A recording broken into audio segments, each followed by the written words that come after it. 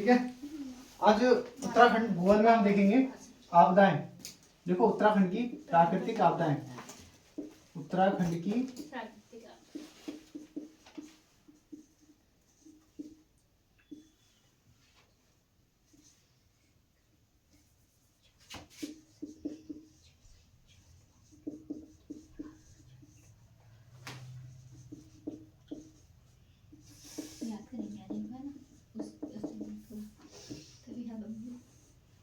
उत्तराखंड की प्राकृतिक आपदाएं।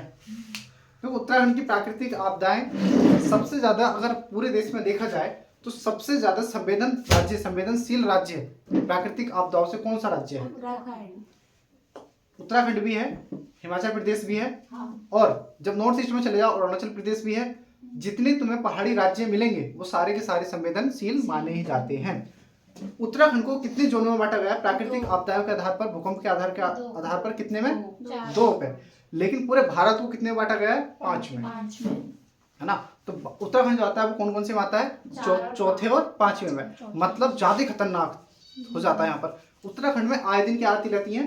भूस्खलन होता रहता है, भूकंप आते रहते। भूकंप तो चलो पूरे भारत में आते हैं, वहां भी आते हैं, लेकिन भूस्खलन हमारे यहाँ पर ज्यादा होते हैं। पहाड़ियों का गिरना हमारे यहाँ पर ज्यादा होता है। जैसे उत्तराखंड में देखो अभी हाल ही में एक खीर गंगा में क्या आ गई थी? बाढ़ आ गई थी, जिसके कारण बहुत ज्यादा हमें क्या हुआ? हानि उठानी पड़ी थी। और उत्तराखंड में भी हाल ही में कहाँ पर बाढ़ का प्रकोप देखा गया है? देहरादून में हुआ था ना अभी, सही है। और हमारे यहाँ पर अभी कुछ टाइम पहले एक सुरंग गिर गई थी, सुरंग में कुछ लोग दब गए थे, सिलक्यारा सुरंग में, है ना। बहुत सारे लोग दब गए थे, वहां पे बड़े मुश्किल से उनका रेस्क्यू किया गया था।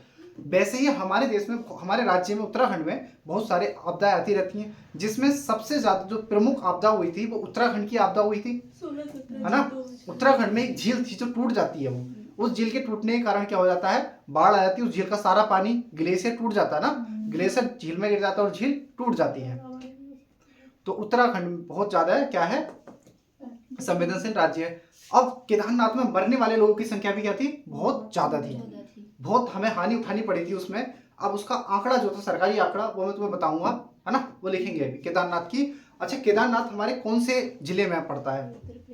रुद्रप्रयाग में। रुद्रप्रयाग किस लिए जाना जाता है और बताओ? उसमें कौन सा ग्लेशियर है रुद्रप्रयाग में? कोई ग्लेशियर है, कोई झील है, कोई पहाड़ है? पहाड़ बताओ, रुद्रप्रयाग का कोई भी पहाड़ का नाम बताओ। एक चौरावाड़ी ग्लेशियर है, पहाड़ बताओ, पर्वत बताओ, ताल बताओ, झील बताओ, मंदिर बताओ। चलो मंदिर बताओ। केदारनाथ मंदिर सबसे प्रमुख मंदिर है।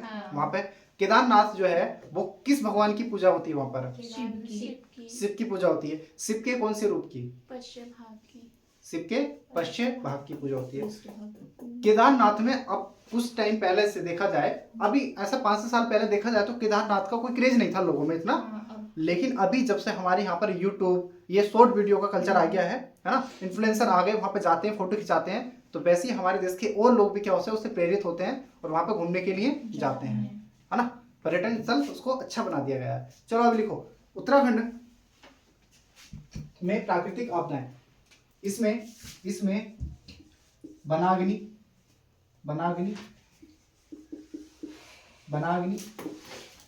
भूस्खलन,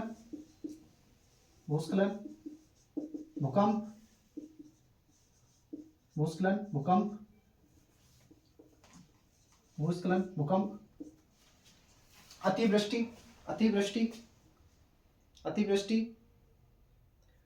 बादल फटना, अतिवृष्टि,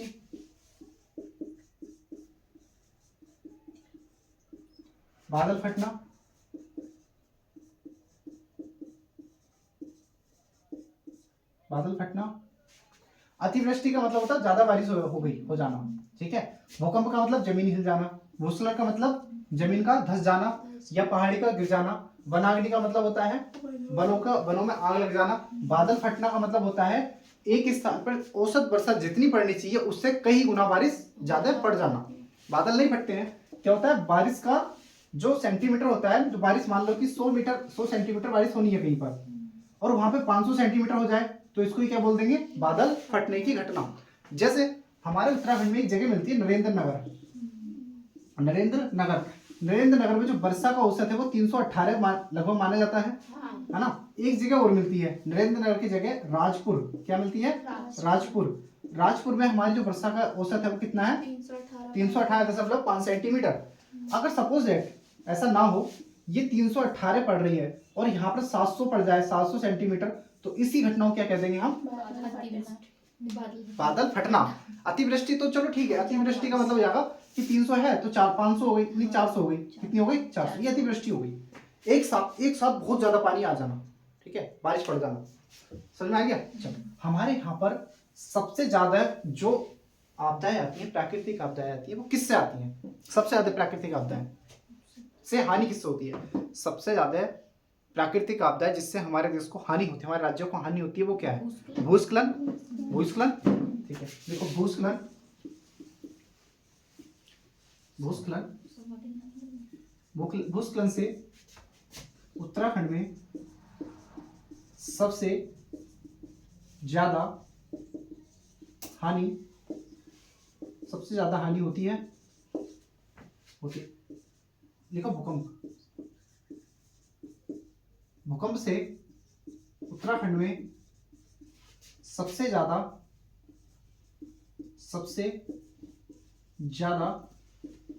हानि होने की संभावना बताई जाती है,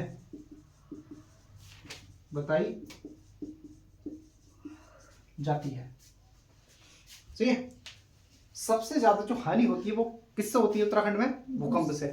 लेकिन सबसे ज्यादा हानि होने की संभावना किससे होती है? भूकंप से, है ना। भूकंप आ गया, कहीं है अर्थक्वेक आ गया, तो उससे सबसे ज्यादा क्या हो सकती है? आंधी हो सकती है। उत्तराखंड का जो आपदा प्रबंधन मॉडल है वो कहां से लिया गया है? ठीक है, उत्तराखंड का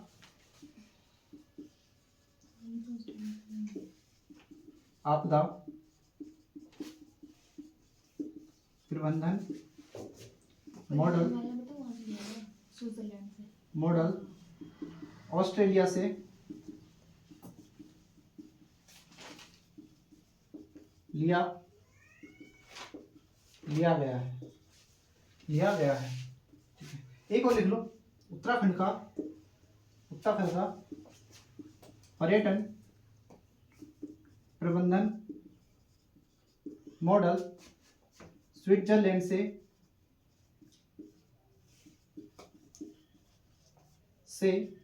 लिया गया है। उतार लेना, एक पॉइंट और लिख देता हूं। उत्तराखंड आपदा प्रबंधन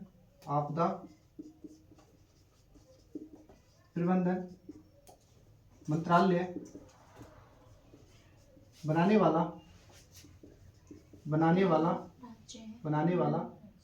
वाला पहला राज्य है।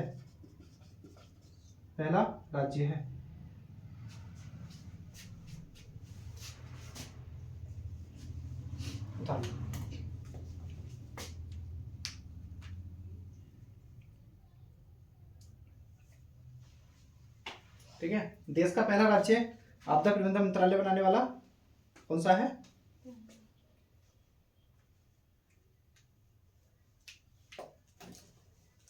चलो, हो गया, इसको हटाते हैं। अब डालो जोन।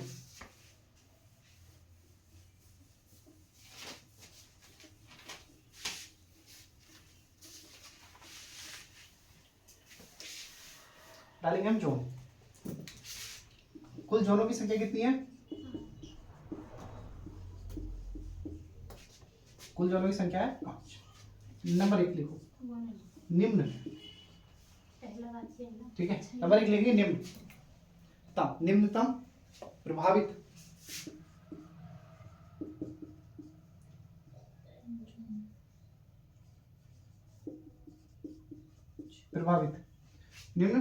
निम्नतम सबसे कम। ठीक है, सबसे कम। उसके बाद दूसरा लिखो निम्न प्रभावित।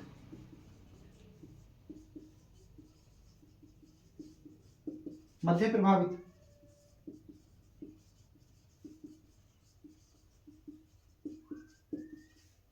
चौथा लिखो निम्न मध्य। अधिक प्रभावित।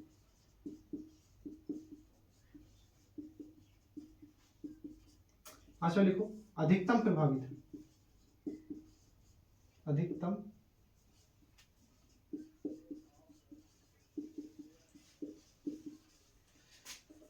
प्रभावित।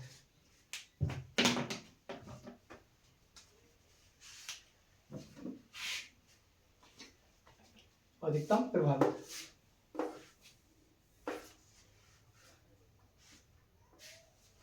हो गया। देखो निम्न प्रभावित, न्यूनतम, निम्न, मध्य, अधिक और अधिकतम। ये अधिकतम वाला तो विनाशकारी, सबसे विनाशकारी। ये भी विनाशकारी है ना, सबसे ज्यादा विनाशकारी, उससे कम विनाशकारी, ये विनाशकारी है।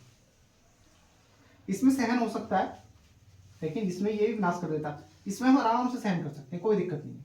भूकंप जोन में ये इस वाले से कोई ज्यादा दिक्कत नहीं होती है। जितने हम लेवल आगे बढ़ते हैं, जितने जोन आगे बढ़ते हैं, इतनी ज्यादा खतरा होता है। पहले लिखो, पहले होता है 5 से कम, 5 से कम, 5 से कम। भूकंप आता है 5 रिक्टर स्केल का, है ना, 5 से कम। 5 से 6 तक का इसमें आता है, 5 से 6, ज्यादा नहीं आएगा, 6 तक आएगा, कोई दिक्कत नहीं है। 6 से 7, 6 से 7 दिक्कत है, प्रॉब्लम हो सकती है काफी। 7 से 9, 7 से 9 अति दिक्कत हो जाएगी। 9 से 14, जहां पर तबाही होती है वहां पर ये वाला भूकंप आता है। नेपाल की तबाही याद है, कितना खतरनाक आया था, कितना आया था, 8 रेक्टर स्केल का आया था शायद, 8 का पता नहीं 9 का आया था, बहुत खतरनाक था। अब लिखेंगे उत्तराखंड में कितने बताओ, 2। उत्तराखंड में कितने भूकंप जोन है, 2। लिखो उत्तराखंड में भूकंप के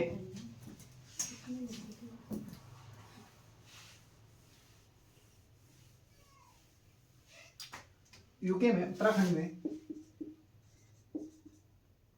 में भूकंप के 2 जोन हैं, 2 जोन हैं। नंबर एक जोन 4, पहला लिखो जोन 4, मतलब हाँ ये लिख लो, नंबर 1 जोन 4 और दूसरा है जोन 5, जोन 4 और जोन 5। पहला पढ़ेंगे जोन 4, जोन 4 में लिखो, पहला पढ़ेंगे जोन 4। इसमें कौन कौन से आते हैं, कौन कौन से जिले आते हैं, देखो टिहरी,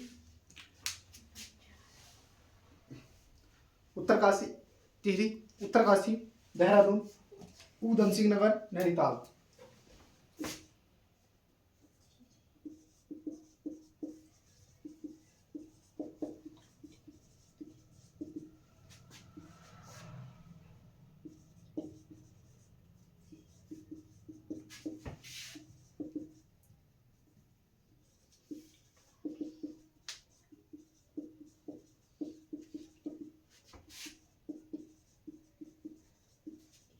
क्या खतरनाक जोन में आते हैं लोग, ये वाले सारे जिले ठीक ठाक ही है, इसमें खतरनाक नहीं होता है ना, खतरनाक नहीं होता जोन, और खतरनाक नहीं होता है। नेक्स्ट लिखो पौड़ी व हरिद्वार भूकंप के किसी भी जोन में नहीं आते।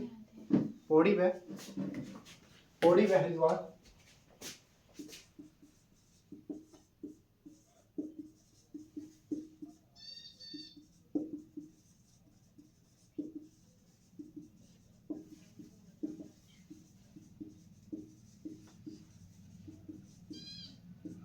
पौड़ी व हरिद्वार किसी भी जोन में नहीं आते। ठीक है, अब जितने बचे जोन 5 में जितने बचे वो सारे के सारे लिख लेंगे। जोन 5 देखो पौड़ी और देहरादून किसी में भी नहीं आते। उत्तरकाशी हो गया, तो यहाँ बचा पिथौरागढ़, रुद्रप्रयाग तो याद है ही, चंपावत रह गया, चंपावत 1 2 3, और हाँ चमोली रह गया, अल्मोड़ा 1 2 3 4 5 हो गए पूरे। 5 5 10, 10 2 12, 12 हुआ, भी एक और रह गया, बागेश्वर। बागेश्वर। ये हो गए हमारे पूरे के पूरे सारे के सारे।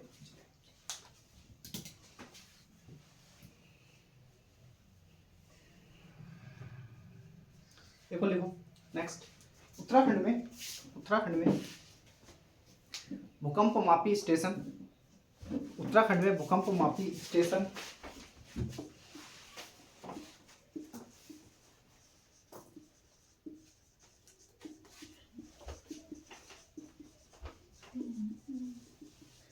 कैसा है? नंबर 1 देहरादून, कितने हैं स्टेशन? 3। देहरादून,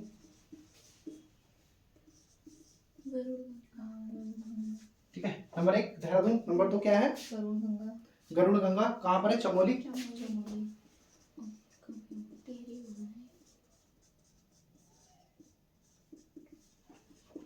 तीसरा बताओ कहाँ है?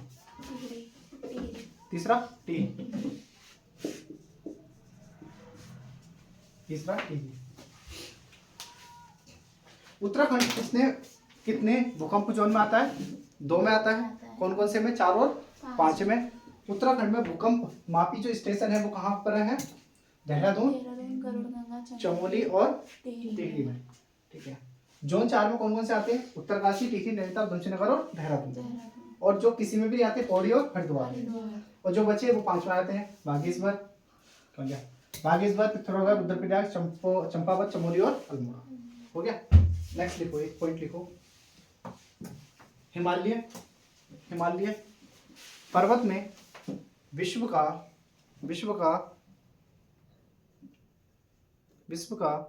10% भूकंप, विश्व का 10% भूकंप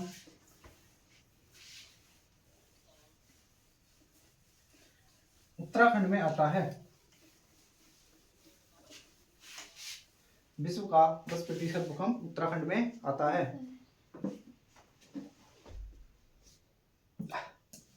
अच्छा, पूरे हिमालय में 100% भूकंप आ रहे हैं तो उत्तराखंड में कितने परसेंट आएंगे? 10। पूरे हिमालय का, पूरे विश्व में हिमालय का भारत में कितने परसेंट आता है फिर? 68%, ठीक है, लिख लो। विश्व का हिमालय पर्वत में भारत का, हिमालय पर्वत में भारत का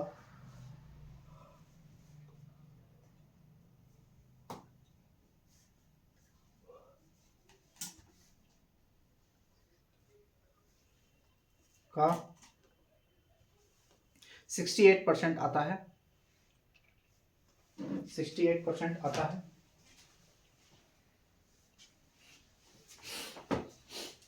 अब मुझे बताओ हमारे हिमालय राज्य कितने हैं?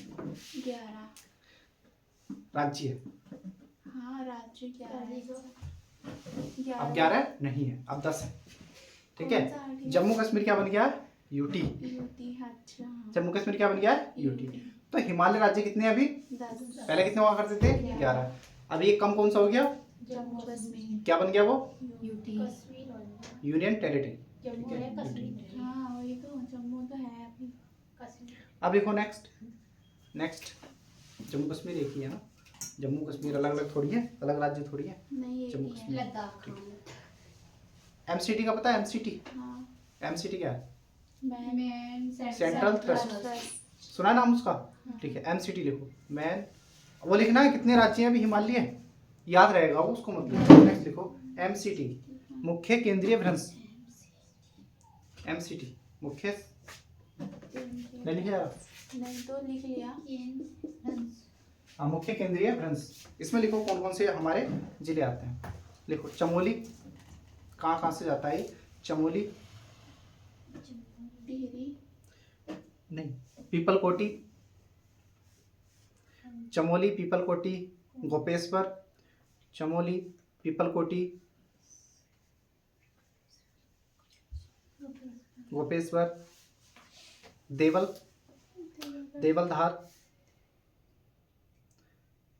देवलधार से होते हुए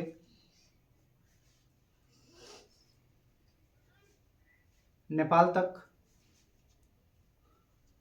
जाती है, ठीक है। एमसीटी नेपाल तक जाती है। अब मैं एक चीज बताता हूँ तुम्हें, एमसीटी के ऊपर है ना एक डैम बना हुआ है, बता कौन सा है? टिहरी डैम। टिहरी डैम किस पे बना हुआ है? एमसीटी पर बना हुआ है। सर, ये तभी तो मैंने इस- टिहरी बोला था। हैं? तभी तो टिहरी बोला था। हाँ तो टिहरी भी आता है, कोई बात नहीं। तो देखो एमसीटी के ऊपर कौन क्या बना हुआ है? डैम। टिहरी डैम। अब बताओ, एक जोन है, एक लाइन है, उस लाइन के ऊपर तुमने डैम बना दिया तो इसका मतलब बहुत ज्यादा संवेदनशील है। खतरा रहता है। इसीलिए सुंदरलाल बहुगुणा ने इसका क्या किया? विरोध किया। और जितने भी हमारे पर्यावरण क्या थे, पर्यावरणविद थे, उन सब ने क्या करा? इसका विरोध किया। और आज भी सारे के सारे पर्यावरणविद किसका विरोध करते हैं? टिहरी डैम का। टिहरी डैम का विरोध किस लिए होता है? क्योंकि ये किस जोन पर आती है? एमसीटी पर आती है। MCT पर और एमसीटी पर आने के कारण टिहरी डैम बहुत ज्यादा संवेदनशील हो गया है। और भारत का सबसे बड़ा डैम कौन सा है? टिहरी डैम है। टिहरी डैम की जो ऊंचाई है वो कितनी है? 260.5 मीटर। ठीक है, इतनी हाइट है। और इसका जो क्षेत्रफल है कितने व्यास में आता है? 48 किलोमीटर, 42 किलोमीटर पे आता है ना, 42 किलोमीटर पर आता है। और टिहरी का तो उत्तराखंड का छोड़ो या भारत का भी छोड़ो, ये एशिया का भी कितने नंबर पर आता है? पहले नंबर पर। एशिया में पहले नंबर पर आता है। और कुछ दिन बाद ये शायद दूसरे तीसरे पे होने वाला है ना, क्योंकि चीन बना रहा है। चीन सबसे आगे इन चीजों में हो रहा है। वो चीन क्या देख रहा है? फ्यूचर देख रहा है। और हमारा भारत क्या देख रहा है? हमारा भारत किस रास्ते पे जा रहा है? सबको पता है ना, कहाँ जा रहा है वो भारत, है ना? यूट्यूबर बनना है ज्यादा से ज्यादा। चलो वो तो ठीक है, लेकिन क्या टिहरी डैम का विरोध होना ठीक था या गलत था? ठीक था सर। ठीक था ना। आज भी टिहरी डैम क्या होता है? कांपता है। वहाँ की जमीन क्या करती है? कांपती है उसकी वजह से, इस डैम की वजह से। वहाँ पे काफी लोगों, मतलब बहुत लाख विस्थापित तो हो गए, विस्थापित हो गए वहां से। और इसी कारण एक पूरा का पूरा टिहरी खत्म हो चुका है। यहाँ पर गणेश प्रयाग हुआ करता था, आज क्या है? नहीं है। आज गणेश प्रयाग का कोई भी नाम नहीं है। है गणेश प्रयाग है या नहीं है? पढ़ने में तो आता है सर, देखा। हाँ, एक जगह थी, वो है नहीं। अब क्या है? वो अस्तित्व में नहीं है। अब क्या है यहाँ पर? कौन सा प्रयाग मिलता है? देव प्रयाग हो गया। अब देव प्रयाग मिलता है, गणेश प्रयाग नहीं है। चलो ठीक है, लिखो इसका। एमसीटी पर टिहरी डैम बनाया गया है। टिहरी डैम बनाया गया है, इसीलिए सुंदरलाल